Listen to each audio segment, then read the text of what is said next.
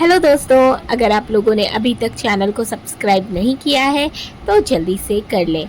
देखते ही देखते इसी तरह 2 हफ्ते बीत जाते हैं। रम्या जब से हॉस्पिटल में थी, रुद्र उसका ख्याल रख रहा था। वो एक पल के लिए भी उससे दूर नहीं हुआ था। रुद्र ने अपने कपड़े और कुछ ज़रूरत के सामान भी हॉस्पिटल में ही मंगवा लिए थे। तब से ना तो वो शेखावत पिला गया था और ना ही ऑफिस का सारा काम सुमेर और कार्तिक संभाल रहे थे। लेकिन दोनों को जब भी टाइम मिलता वो रम्या से मिलने ज़रूर आते थे। शारदा जी और बाकी सब भी उससे मिलने आया करते थे। रम्या ने उन्हें मना भी किया कि वो यूं उसकी वजह से परेशान ना हुआ करें, लेकिन किसी ने भी उसकी एक नहीं सुनी। वैसे अब रम्या पहले से काफ़ी बेहतर थी। रुद्र इतने अच्छे से उसकी केयर कर रहा था कि रम्या बहुत जल्द रिकवर कर रही थी और अब वो बस एक ही जिद करती थी कि उसे घर जाना है, यहाँ हॉस्पिटल में नहीं रहना। लेकिन रुद्र बड़े प्यार से उसे बहला फुसला कर उसकी बातों को टाल देता था। ऑफिस में सुमेर केबिन में बैठा काम कर रहा था, लेकिन बार बार उसकी नज़रें सानवी पर जा रही थी, जो फाइलों को सेट कर रही थी। इस वक्त उसने रेड कलर का फ्रॉक सूट पहना हुआ था, बालों को क्लच करके पीछे की तरफ खुला छोड़ा था, जिससे उसकी कुछ लटें बार बार आगे आकर उसे परेशान कर रही थी और वो उन्हें बार बार पीछे कर रही थी। सानवी का यूं बार बार अपनी जुल्फों को चेहरे पर से हटाना सुमेर के दिल को धड़का रहा था। सानवी की इस हरकत पर वो अपना दिल हार गया था। जब सुमेर से रहा नहीं जाता तो वो अपनी चेयर से धीरे से उठकर उसकी तरफ बढ़ जाता है और उसके पास आकर अपना हाथ बढ़ाते हुए प्यार से उसकी जुल्फों को कान के पीछे कर देता है। उसकी इस हरकत पर सानवी हड़बड़ाकर उसकी तरफ देखती है तो सुमेर होठों पर प्यारी सी मुस्कान लिए उसे देख रहा था। उसकी छुअन सानवी के दिल को 1000 की स्पीड से धड़का देती है। सुमेर अपनी प्यार भरी नज़रों से उसे ही देख रहा था। उसकी नज़रों की तपिश सानवी बर्दाश्त नहीं कर पाती। उसका दिल जोरों से धड़क रहा था। वो हकलाती हुई बोली, क्या हुआ सर? आप मुझे ऐसे क्यों देख रहे हैं? सुमेर उसके करीब आकर उसका हाथ पकड़ते हुए धीरे से बोला, अब जब तुम इतनी खूबसूरत लगोगी तो नजरें तो तुम पर ठहरेंगी ही ना। उसकी बात सुन सानवी शर्म से अपनी पलकें झुका लेती है। सुमेर उसकी इस अदा पर मुस्कुराते हुए बोला, तुम शर्माते हुए और भी अच्छी लगती हो। वैसे मुझे तुमसे कुछ पूछना था। सानवी, मुझसे? जी पूछिए। सुमेर शरारत से, जी सुनिए, क्या आप मेरे साथ आज डिनर पर चलेंगी? उसकी बात सुन सानवी हैरानी से बोली, क्या डिनर पर? सुमेर, नहीं, डेट पर। सानवी चौंकते हुए, क्या डेट पर? लेकिन अभी तो आपने कहा कि डिनर पर। सुमेर नागवारी से सिर हिलाते हुए, जब सुन लिया तो दोबारा क्यों पूछा? फिर शरारती मुस्कान लिए बोला, वैसे ये आइडिया भी बुरा नहीं है, हम डेट पर भी चल सकते हैं। क्यों, क्या ख्याल है आपका मिस सानवी? आप चलेंगी मेरे साथ डेट पर?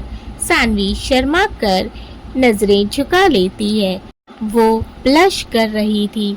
सुमेर उसका गुलाबी होता चेहरा देखकर मुस्कुराते हुए बोला, तो मैं इस शर्माने की वजह हाँ समझूं। तैयार रहना। वो उसके थोड़ा और करीब होकर बोला, तो सानवी शर्माते हुए तुरंत ही वहां से बाहर निकल गई। इधर रुद्र कब से हाथों में खाने की प्लेट लिए परेशान बैठा था, क्योंकि रम्या खाना ही नहीं खा रही थी। रुद्र रिक्वेस्ट करते हुए बोला, जान प्लीज खाना खा लो। रम्या, नहीं, हमें नहीं खाना। रुद्र, बेबी देखो, जिद नहीं करते, प्लीज चलो अच्छे बच्चों की तरह खाना खा लो। देखो, अगर तुम खाना नहीं खाओगी तो जल्दी से ठीक कैसे होगी, और फिर हमारे बच्चे को भी तो भूख लगी होगी। तो क्या तुम चाहती हो कि वो भूखा रहे? रम्या गुस्से से मुंह फुलाकर बोली, हम क्यों माने आपकी बात? आप हमारी बात मानते हैं? हम कब से कह रहे हैं कि हमें यहाँ नहीं रहना, हमें घर जाना है, लेकिन आप हमारी बात नहीं मान रहे, तो हम भी आपकी बात नहीं मानेंगे। और हमें पता है हमारा बच्चा भूखा है या नहीं, तो आप हमें मत बताइए। जब तक अब आप हमारा डिस्चार्ज नहीं करा देते, तब तक हम खाना नहीं खाएंगे। उसकी बात सुन रुद्र समझ जाता है कि वो बहुत गुस्से में है, इसलिए वो इस बार अपनी आवाज़ थोड़ी सख्त करते हुए बोला, जान, मैंने कहा ना, अभी तुम पूरी तरह से ठीक नहीं हुई हो, और जब तक तुम पूरी तरह से ठीक नहीं हो जाती, तुम्हें यहीं रहना होगा। तो तुम जिद क्यों कर रही हो? चलो अब चुपचाप से खाना खाओ।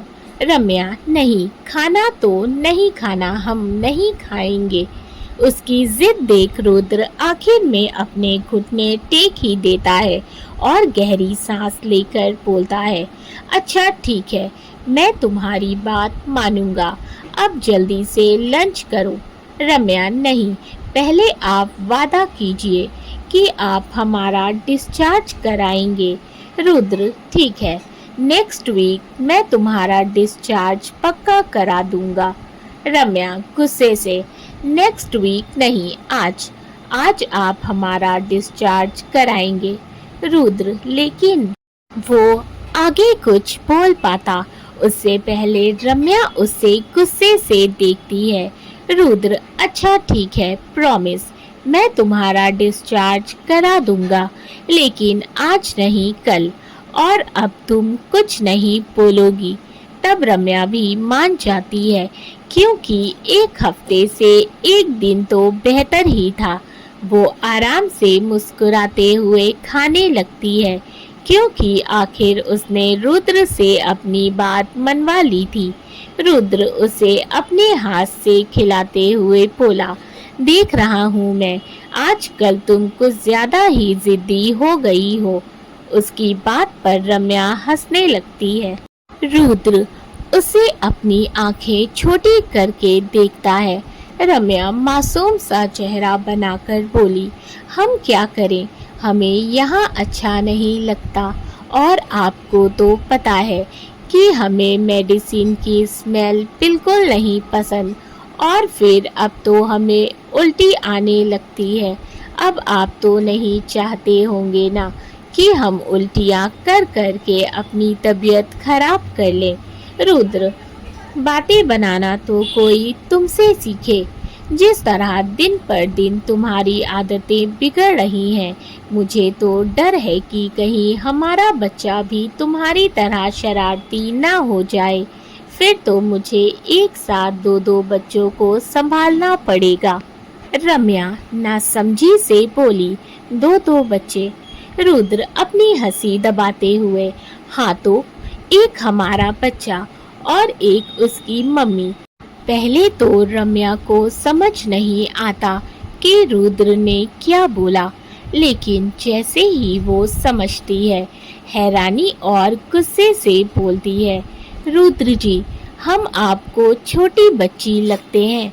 रुद्र हंसते हुए, लगती नहीं, तुम हो। जिस तरह तुम जिद करके मुझसे अपनी बातें मनवा लेती हो, वो कोई 5 साल की छोटी बच्ची से कम नहीं है। रम्या उसे घूरते हुए पूरा सा मुंह बना लेती है। इस वक्त वो बहुत ही क्यूट लग रही थी। रुद्र उसके गाल पर किस करके बोला, लगता है मेरी जान नाराज हो गई। रम्या, आपको क्या, मैं तो एक छोटी बच्ची हूँ। रुद्र हंसते हुए, मैं तो मजाक कर रहा था।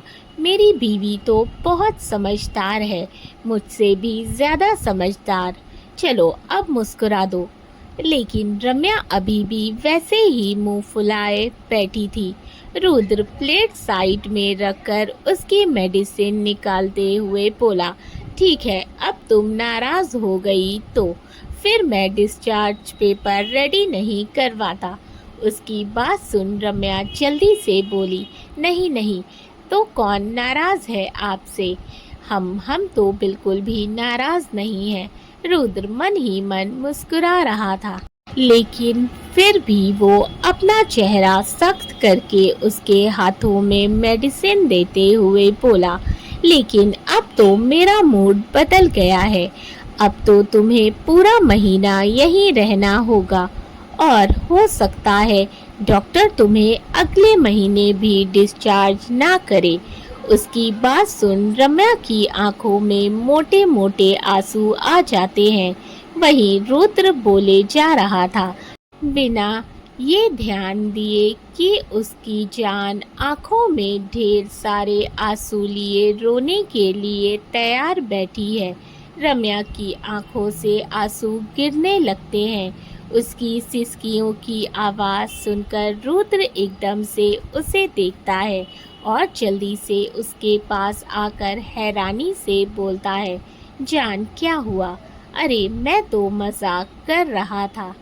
वो जल्दी से उसे गले लगा लेता है। रम्या रोते हुए बोली, हमें घर जाना है, यहाँ नहीं रहना।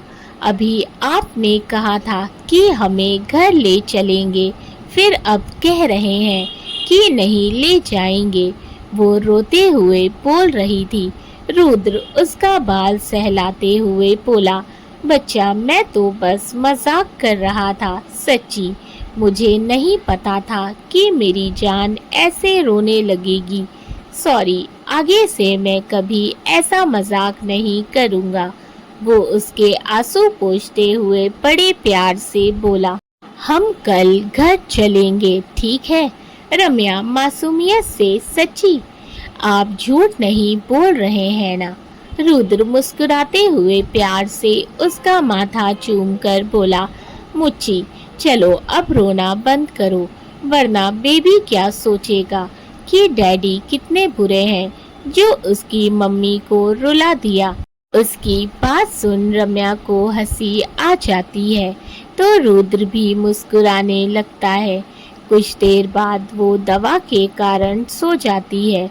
रुद्र उसके पास बैठा उसके बालों में हाथ फेर रहा था। दोस्तों, कहानी अच्छी लग रही हो तो वीडियो को लाइक कर दीजिएगा। चैनल को सब्सक्राइब नहीं किया है, पहली बार विजिट कर रहे हैं तो चैनल को ज़रूर सब्सक्राइब कर लें। इसी तरह से अपना प्यार बनाए रखें, अपने फैमिली एंड फ्रेंड्स के साथ भी शेयर करें, अपने फीडबैक मुझे ज़रूर दें। कहानी के पिछले एपिसोड्स नहीं पढ़े हैं तो लिंक डिस्क्रिप्शन बॉक्स में मेंशन है, आप वहां पर कहानी के पिछले सभी एपिसोड्स पढ़ सकते हैं। तो मिलते हैं कहानी के अगले एपिसोड में, या मैं यूँ कहूँ कि लास्ट एपिसोड में, क्योंकि मैं स्टोरी का लास्ट एपिसोड लिख रही हूँ और जल्दी ही अपलोड करूँगी। तो इसी तरह से प्यार बनाए रखें। Thank you for watching and keep supporting. Love you all.